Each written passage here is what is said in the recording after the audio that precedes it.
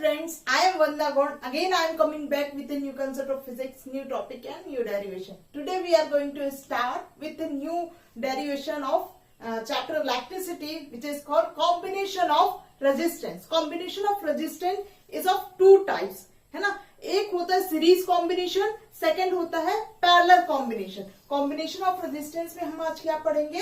Series combination. Series combination क्या होता है? दिवाली में जो आप लोगों ने देखा है कि आपको घरों में जो लाइटनिंग होती है, लाइटनिंग में क्या होता है कि जो बल्ब, एलईडी बल्ब कनेक्टेड होते हैं, वो कैसे कनेक्टेड होते हैं? They are connected in series, है ना. एक के बाद एक के बाद एक के बाद सीरियली कनेक्ट होते हैं. तो दैट टाइप ऑफ कनेक्शन को हम क्या बोलते हैं? सीरीज कॉम्बिनेशन बोलते हैं. क्या बोलते हैं? Series combination. तो series combination, resistance in series combination में आप क्या डेफिनेशन लिखेंगे?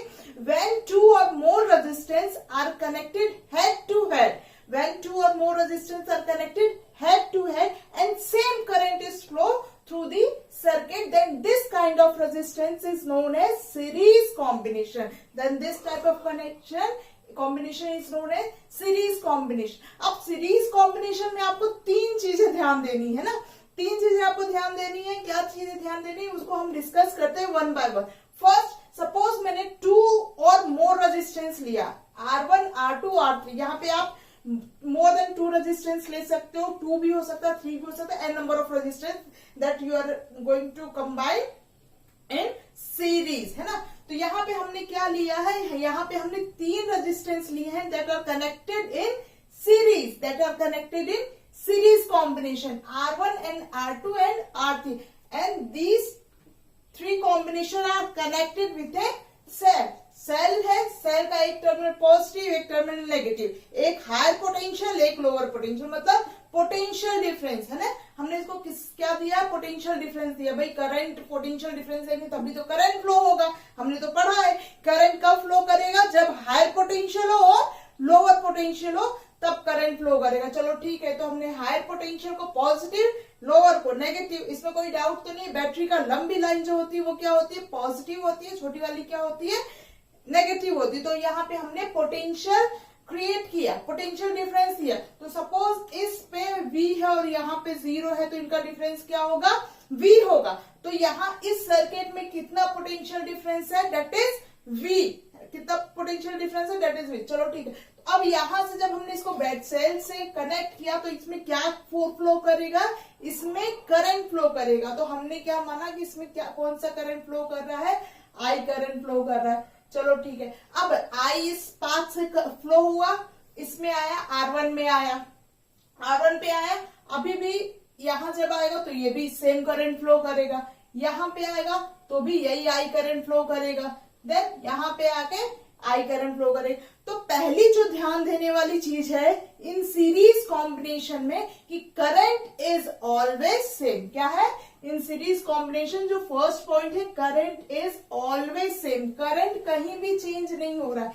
अगर ये यहां से स्टार हो रहा है बैटरी के एक एंड से, तो करंट का रास्ता कहीं चेंज नहीं हो रहा है, एक ही रास्ते में ट्रैवल कर रहा है ना. अगर आप एलईडी वाली लाइट वाला एग्जांपल, तो जो आपकी दिवाली में होती है लाइट, उसमें देखते हो एक ही करंट फ्लो कर रहा है. आपने बंद कर दिया स्विच, तो वो करंट, लाइट जलना बंद हो जाएगा, है ना. और आपने ऑन किया तो सब में एक ही करंट फ्लो होगा. तो पहली जो इंपॉर्टेंट बात है वो क्या है? Current is always same. चलो ठीक है. सेकंड केस पे आते हैं. दूसरे केस के लिए सपोज हमको करंट तो हमने देख लिया कि सर्किट के लिए थ्रू आउट सेम है. अगर मैं ये वाला पार्ट ले लूं R1 के लिए, हमने R1 को अलग किया, इसको हमने सेल से कनेक्ट किया. इंडिविजुअली अगर मैं जाऊं, फिर हमने क्या किया? R1, R2 को लिया और यहाँ पे अगेन मैंने पोटेंशियल V अप्लाई किया. तो इसके लिए पोटेंशियल डिफरेंस कितना होगा? ओम्स लॉ पता है आपको. ओम्स लॉ क्या हो जाता है? V is directly proportional to I, that is V is equal to IR, है ना. यही है ना ओम्स लॉ. तो V is equal to IR. V तो यहां सेम है एंड करंट क्या है? करंट भी सेम है. इस सर्किट के लिए रेजिस्टेंस कितना है? R1 है. अब सेम यहां पे भी यही अप्लाई कर दो, V is equal to IR. तो यहाँ पे रेजिस्टेंस कितना है? R2 है. तो यहाँ पे भी, अब देखो यहाँ पे I into R2, I into R1, तो पोटेंशियल डिफरेंस भी क्या होगा? Across each resistance it should be different. क्या होना चाहिए? डिफरेंट होना चाहिए। क्यों? By the Ohm's law. अगर यहाँ पे R1 है तो अगर हम R1 का मल्टीप्लीकेशन जो होगा वो क्या होगा? V1 होगा। तो यहाँ पे भी तो क्या होगा? R2 क्या हो गया? सेकेंड रेजिस्टेंस हो गया सर्किट के लिए। तो यहाँ पे भी पोटेंशियल डिफरेंस क्या होगा? सेम डिफरेंट होगा। इट मीन्स कि अगर सीरीज कॉम्बिनेशन है तो current is always same, but potential difference अगर आप देख रहे हो, अगर इंडिविजुअली हम ले रहे हैं R1 I कर रहे हैं तो V हमें अलग मिल रहा है, फिर I2 के लिए हमें V अलग मिल रहा है, R3 के लिए हमें V अलग मिलेगा। तो इसके लिए R1 के लिए हमारा V1 होगा, R2 के लिए पोटेंशियल डिफरेंस क्या होगा? V2 होगा, R3 के लिए पोटेंशियल डिफरेंस क्या होगा? V3 होगा। और इससे एक चीज और निकल के आती है, दैट इज कि जो हमारा पोटेंशियल डिफरेंस है वो क्या है? डिस्ट्रीब्यूट हो गया है। अगर हम इसका इक्विवेलेंट रेजिस्टेंस ड्रॉ करें इस डायग्राम का अगर हम इक्विवेलेंट रेजिस्टेंस ड्रॉ करें तो क्या होगा? देखो V जो है वो डिस्ट्रीब्यूट हो गया। अगर यहाँ पे V 100 वोल्ट है तो ये तीनों में डिस्ट्रीब्यूट हो जाएगा। सपोज पहले में 20 हो जाएगा, यहाँ पे 30 हो जाएगा, यहाँ पे 50 हो जाएगा। ये इक्वली, जरूरी नहीं कि इक्वली डिस्ट्रीब्यूट हो, ये उसके पावर के अकॉर्डिंग डिस्ट्रीब्यूट हो जाएगा, है ना। तो यहाँ पे थर्ड पॉइंट जो समझ में आ रहा है कि वो है पोटेंशियल डिफरेंसेस डिस्ट्रीब्यूटेड। क्या होगा इसमें? Potential differences distributed. Now coming to the derivation part, आपको तीन चीजें अगर समझ में आ गई, पहली चीज है current is always same in series combination. Second term क्या है कि पोटेंशियल डिफरेंसेस डिफरेंट, और थर्ड क्या है? Potential differences distributed. तो potential difference is distributed. Distributed का मतलब क्या है? V is equal to V1 plus V2 plus V3। मतलब ये हमने यहाँ पे इक्विवेलेंट रेजिस्टेंस बना लिया, तो ये तीनों जो है इसको वो इस वोल्टेज को फर्क नहीं पड़ता है ना। ये जो तीनों रेजिस्टेंस है ये पूरे को यहां से जो वोल्टेज मिल रहा है वही मिलेगा, है ना। उसमें n नंबर ऑफ रेजिस्टेंस भी हो सकते हैं, तो ये जो वोल्टेज है वो n में डिवाइड हो जाएगा। अगर उसमें 3 रेजिस्टेंस है तो वो जो वोल्टेज है वो क्या है?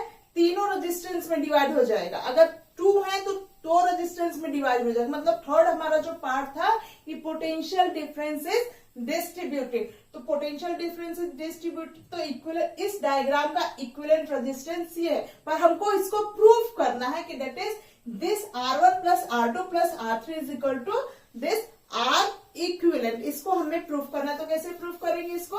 अब सपोज यहाँ पे according to Ohm's law V is equal to क्या होता है? Bye ohms